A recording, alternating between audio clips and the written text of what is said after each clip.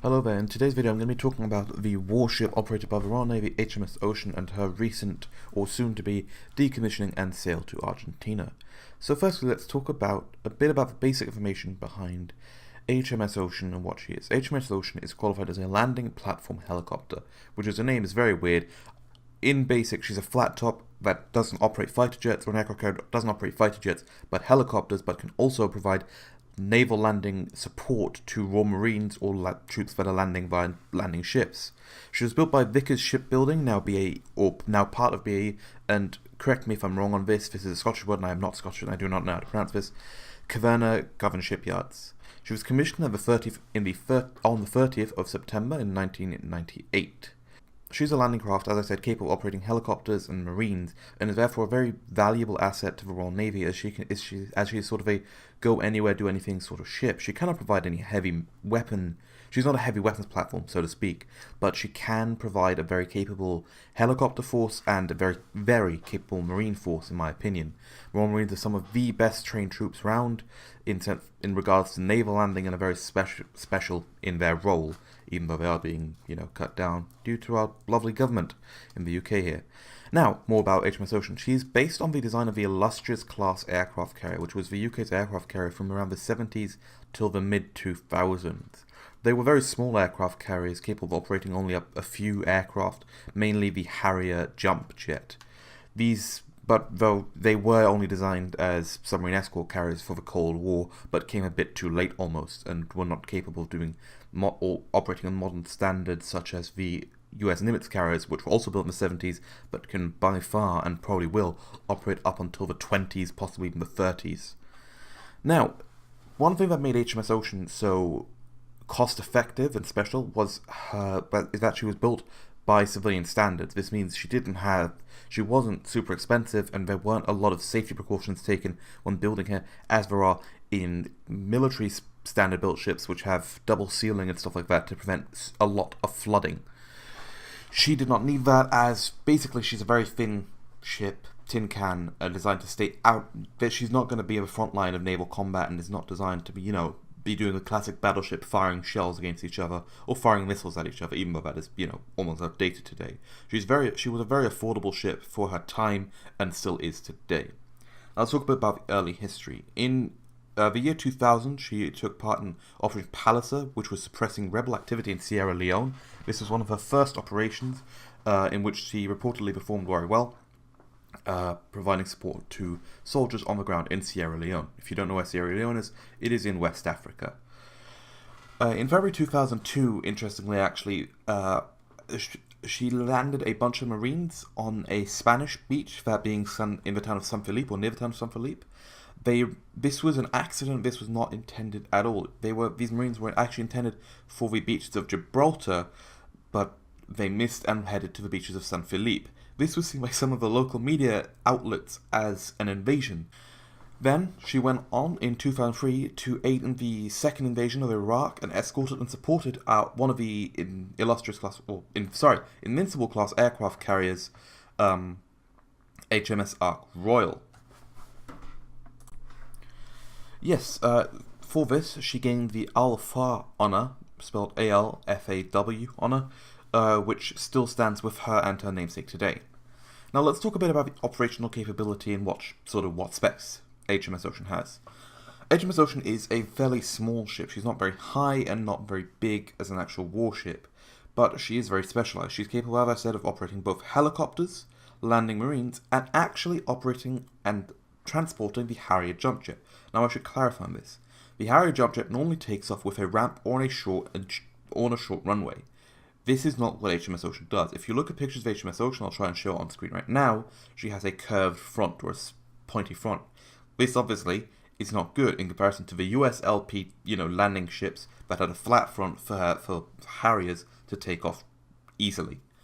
Now, what she was actually designed to do is, was to transport Harriers in some roles. So she sometimes transported Harriers to and from the Invincible class carriers, because the Harrier is actually a STOVL aircraft, not a VTOL, when fully loaded. This meaning that under its fully loaded weight with full fuel and weapons, it cannot take off vertically because it is too heavy. When it's on low fuel, no weapons, and only one man, it can take off vertically, and this is what she did. She would have them fuel, they'd only be fueled with a limited amount of fuel, so they could basically just hop onto the ship and then hop off it again onto an actual aircraft carrier.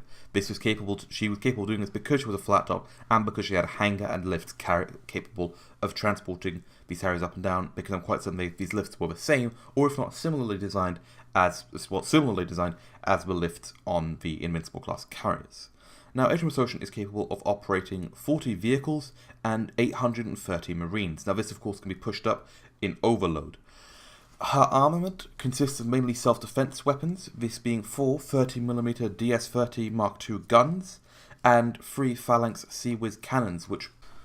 now next, as another defense weapon, or to protect against smaller attack boats, she operates 4 miniguns and 8 general-purpose machine guns, as I said, for personal defense. She can operate up to 18 helicopters, ranging from, and these are the most recent helicopters that operated off her, the Wildcat, or the Lynx Wildcat, however you want to call it, the Merlin, the Apache, and the Chinook. Interestingly, she was the UK, or the Royal Navy, and HMS Ocean were the first warship and country to operate the Apache from a naval platform when striking against enemy forces in Libya. Now, the way HMS Ocean lands troops is she has a ramp at the rear. This ramp can be lowered down onto a deployable sort of naval pontoon. This ramp will lower down, vehicles can drive off of this ramp and then onto Mexifloat landing craft, Mark 10 landing craft, or any other landing craft she carries. HMS Ocean also carries 4 landing craft on the side for Royal Marines to be deployed off of. I'm going to talk about one of the most interesting roles, in my opinion, of HMS Ocean. This was actually during the 2012 London Olympic Games, when HMS Ocean was deployed in an anti-terror role and protection role into London herself, actually. She passed in through London's iconic naval gates, so to speak, the silver big curved things, I'll put a picture on now, and provided helicopter and marine operational assistance and control to London.